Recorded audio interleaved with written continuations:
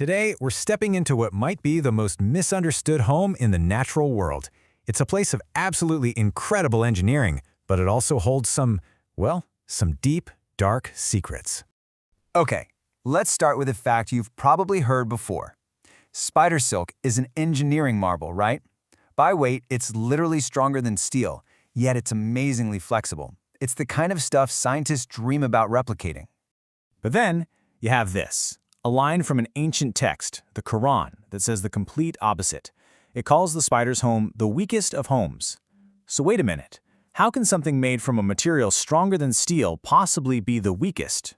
And that is the central paradox we are going to unravel today. Is the ancient text just plain wrong? Or is there a much deeper meaning that we're all missing? This is where we get into our first section, a web of contradictions. We're looking at a real conflict here, one that seems to pit modern science directly against ancient scripture. To solve this mystery, we have to go right back to the source. We have to look at the exact language being used, because the clue, as it turns out, is hidden in translation. Which brings us right to Section 2, Decoding the Text. We're about to dive into a bit of a linguistic mystery to see what's really being said here. So, the source is a verse from the chapter that's literally named the spider. The key phrase in Arabic is Odahan al-Buyut, which translates pretty directly to the weakest of homes. Seems straightforward, right? Well, it's really not. The key that unlocks this whole thing, the solution to the entire paradox, isn't in the word for weakest. No, it's in the word they used for home. And here it is, the word is bait. In Arabic, this word has a double meaning. It can mean a physical structure, a house, a web, a building, but it can also mean a social unit, a family, a household. It's kind of like the difference we have in English between a house and a home. So let's just lay this out, side by side.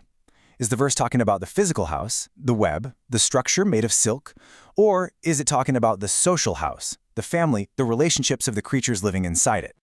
And asking that one question just changes everything.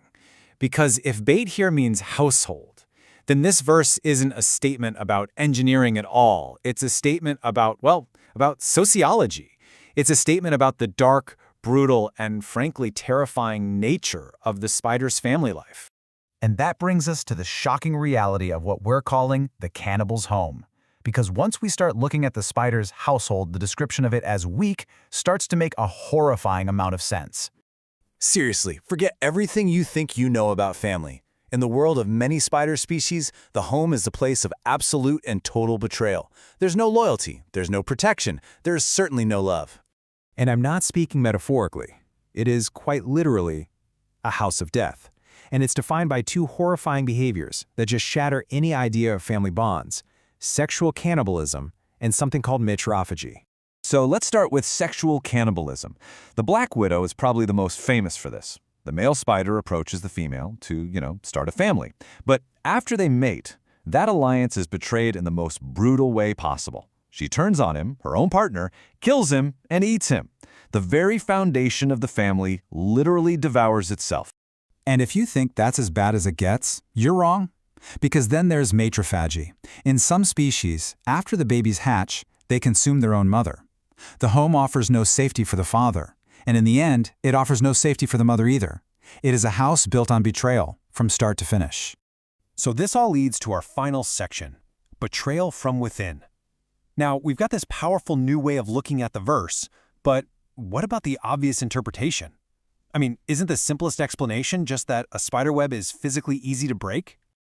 Right.